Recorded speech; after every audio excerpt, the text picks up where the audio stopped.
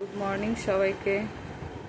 আজকে হচ্ছে বুধবার, 30 জুলাই। এই পাখিটা কালকে রাত্রে আমার বর আমার মেয়ে খুব শখ করে কিনে নিয়ে এসছে, কিন্তু আসার পর থেকে কাল থেকে কিছুই খেতে চাইছে না।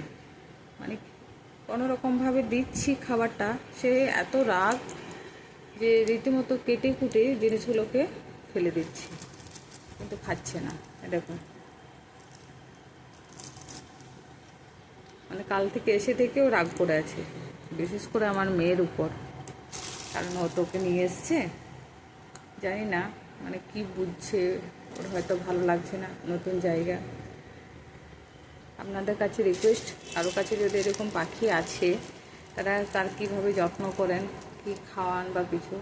আমাদেরকে তো ওখান থেকে কী বলে সানফ্লাওয়ার সিড বলা হয়েছে, তো ওর জন্য আনা হয়েছে, কিন্তু কাল থেকে দেওয়া আছে এখানে সানফ্লাওয়ার সিড, এখানে জল।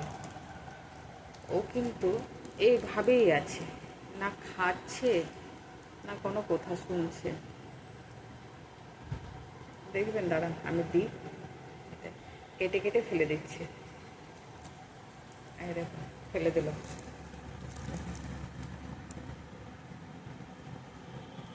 ও কিন্তু খুব রাগ হয়েছে। দেখুন আমার হাতে কাটতে যাচ্ছে, আরেকবার দিয়ে দেখি।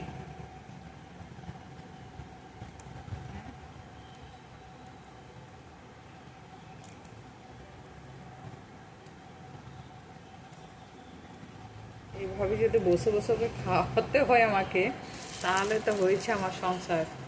এই বাড়ির কাজ, ছেলে মেয়েকে আনা, রান্না, খাওয়ানো, কীভাবে যে হবে। নাও নাও, আর একটু খাও। এত চেষ্টা করছি খাওয়ানোর, কিছুতে খাচ্ছে না। একটু জল পর্যন্ত খায়নি। ছেলে সকালে স্কুল যাওয়ার আগে চেষ্টা করলো জল খাওয়ানোর, কিন্তু সেটাও খাচ্ছে না, যে একটু জল খাবে। কিন্তু আবার সিটি বাজালেও খুব সুন্দর আদরে যত্নে একটা, কী বলবো, কী বুঝছি জানি না। আমাদের উপরে 8 ফ্লোরে এই সেম পাখি রাখা আছে, তো উপর থেকে আওয়াজ দিচ্ছে, এও সমানে চিৎকার করে যাচ্ছে।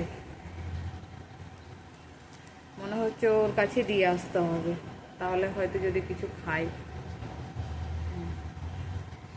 এখন যেন চোখ বন্ধ হয়ে আসছে, ঘুমিয়ে পড়বে মনে হচ্ছে।